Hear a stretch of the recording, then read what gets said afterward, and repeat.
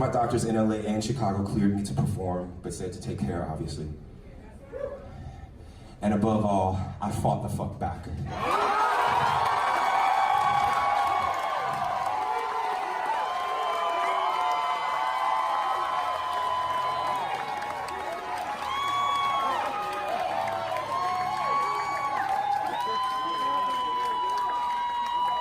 I'm the gay Tupac. First off, fuck your bitch in the clique you claim. West side when we ride, come equipped with game. You claim to be a player, but I fucked your wife. We bust on bad boys, niggas fuck for life. Plus, Puffy tryna see me weak, hearts I rip. Biggie Smalls and Junior Mafia, some mark ass bitches. We keep on coming while we running for your juice. Steady gunning, keep on busting at them fools. You know the rules. Little Caesar, go ask your homie how I leave you. Cut your young ass up, leave you in pieces. Now be deceased. Lil' Kim, don't fuck around with real G's. Quick to snatch your ugly ass off the streets. So fuck peace. I let them niggas know it's on for life. Don't let the West Side ride the night. Hello everyone, welcome to NeoUnrealist. Oh boy, you didn't think you'd heard the last from gay Tupac, did you? No. I knew this day was gonna come. I'd be making another video about Jussie Smollett. And Matt Christensen, just when you thought you were done talking about Jussie Smollett, he pulls you back. The self-appointed gay Tupac. So what's going on over there in MAGA country? Oh, wait a second, pardon me, Chicago. Fox 32 Chicago says, Jussie Smollett accused of lying to Chicago Police Department, indicted on 6 counts of disorderly conduct. Now, in a story that Fox 32 News broke first, former Empire actor Jussie Smollett was indicted Tuesday in Chicago by Special Prosecutor Daniel Webb, stemming from the alleged racist and anti-gay attack on him that occurred in January of 2019. Smollett is due in court February 24th at the Criminal Court Building at 26 in California. Webb said in a statement that Smollett faces 6 felony counts of disorderly conduct, charges that stem from 4 separate false reports that he gave to police in which he contended he was a victim of a hate crime, knowing that he was not the victim of a crime. Now, I guess before I go on, I better do a quick recap in case you were under a rock last year and you missed the whole Jussie Smollett saga. This genius was a supporting actor on the Fox television show Empire. Now, before this indictment, he was not too well known unless you happened to be a watcher of the show Empire or someone who kept abreast of black pop culture figures. Back in January 2019, Smollett told Chicago police that 2 men jumped him while yelling slurs at him. You see, in addition to being African American, Jussie Smollett is also gay. Apparently, he claimed that he went at 2 in the morning out to get a Subway sandwich in the freezing cold in Chicago, if you could believe this. Anyway, he described as the perpetrators as men in red hats who identified him as being on the TV show Empire, implying that they knew who he was and that they also said that this is MAGA country as they ran off after they were done with him. Now, mind you, this all took place after, like I said, after 2 in the morning on one of the coldest nights in Chicago in living memory, with the snow from a blizzard still deep on the ground. So, as you could imagine, given the characteristics, voting patterns, and demographics of Chicago, many people right away saw Jussie Smollett's MAGA country claim as a suspect. He said that the ambush also resulted in him putting a makeshift noose about his neck, pouring bleach on him. Long story short, after an unprecedented investigation, the Chicago Police Department, they poured a disproportionate amount of resources and man hours into this investigation. It's really amazing as this was happening, given that Chicago, I'm sure you're familiar, is notorious for being overwhelmed with matters much more serious. The police in Chicago have a lot more serious things to look into than Jussie Smollett's claims over here, getting slapped around. Nevertheless, the police eventually came back, and after about a month, they said they believed that Jussie Smollett committed a hoax with 2 friends of his, a pair of Nigerian-American brothers named Abimola Osundairo and Olabinjo Osundairo. Now, the Osundairo brothers, these were I think this is when things really just got absurd. They confessed to the police that Jussie Smollett paid them $3,500 to stage the incident. Now, records and surveillance video did show the Osundawa brothers purchasing the items used in the Hoax incident. The clothesline that they draped over Jussie Smollett's neck was purchased at a hardware store in Ravenswood. They bought gloves, ski masks, and a red hat that police said were used in the hoax as well.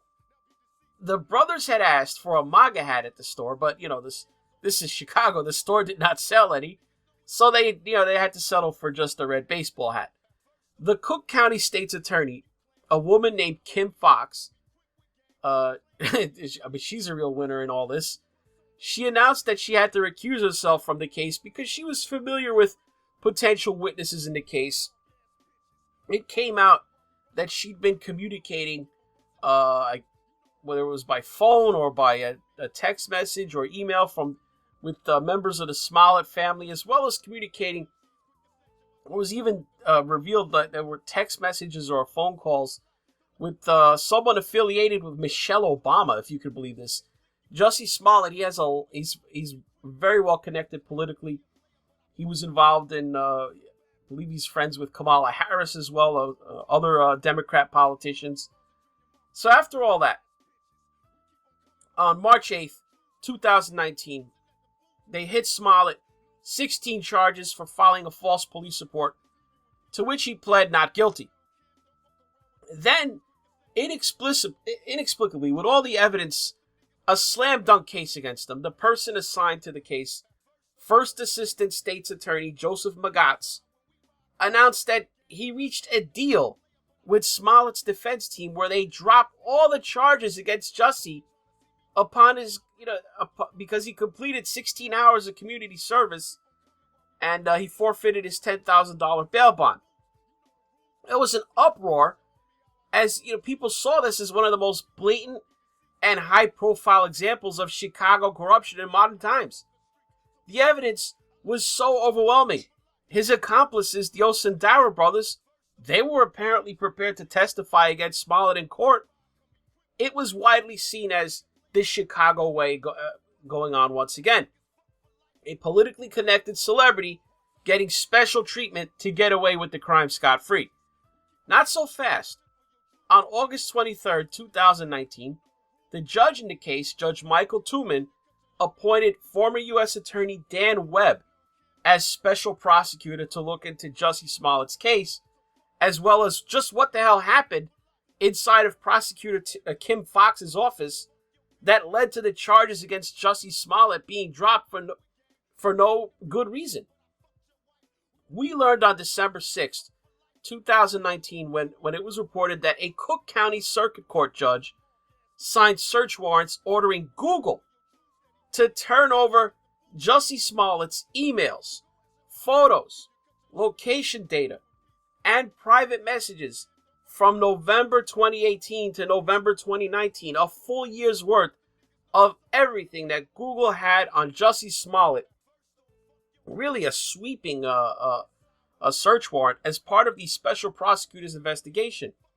Now it looks like what's happened now is that special prosecutor Dan Webb, he's taking a second bite at the apple and hitting Smollett with 6 counts for lying to the cops. And mind you, he's also looking into the whole Kim Fox situation. He said in a statement that though they'd not found any evidence of wrongdoing in the prosecutor's office yet, that investigation was still ongoing. Keep in mind just how crazy that whole deal was that Jussie got off. Not only did Magatz drop the charges against Jussie in exchange for basically 2 days of community service that he did, all Jussie did basically was hang out at a couple days at Jesse Jackson's Rainbow Push Coalition office, stuffing some envelopes. Jussie Smollett didn't even have to apologize or even admit that he staged a hoax. That's usually what goes on when you get a deal. The funniest part about this whole thing is that a lot of times when a story like this comes up that has any sort of race element, it usually becomes very divisive in this country, which It sort of was at first, in the first few days in some circles, but I gotta say, that went away very quickly. What was striking in this story was just how quiet the black community seemed. There were very few people who were vocal in support of Jussie Smollett. Obviously, his close friends, certain voices who you'd suspect, the activists, but as a whole, the black community, the opinion leaders, influencers, they were surprisingly muted, and in some cases, openly skeptical that anything had really happened to Jussie Smollett. MAGA hats. MAGA hats on in Chicago. For once, people saw through this charade and, basically across the spectrum, and as more and more evidence piled up against Smollett, many black opinion leaders were either mocking Jussie Smollett publicly or worse, criticizing him for making it harder for real victims of wrongdoing to be believed in the future because of this high-profile, elaborate hoax that was now out there for, people to point at. So we're going to have a lot of fun now. Because remember, people, we to this day, we've not yet heard from the Osundaro brothers. You remember those two Nigerian Americans who Jussie Smollett roped into his scheme. People, I very much want to hear from the Osundaro brothers on this case. I know you want to hear from the Osundaro brothers in this case. When the Osundaro brothers speak, get your popcorn ready because that's when this case is going to really blow up. When they get to tell us all the details of how Jussie Smollett approached them, offered them money, instructed them what to do, how they left the country for 2 weeks to lie low in Nigeria, the communication back and forth with Jussie Smollett, all that is going to be just wonderful. When it becomes a he said, they said between Jussie Smollett and the Osundaro brothers, that's going to be quite the show. Are you not entertained? That's all for this New Unrealist. If you want to help the channel, do me a favor, hit like for this video, leave a comment below, mash down on the subscribe button if you're not already subbed to the channel, and click on that notification bell beside it. You put it on the all setting to keep up with newer content. Now, if you want to contribute directly to the channel, toss your hard-earned dollars into the tip jar, follow the links below to Patreon, Subscribestar, or PayPal. If you watch this on BitChute, you can just click on the green tip pledge button on the video player. But most importantly, thanks for watching.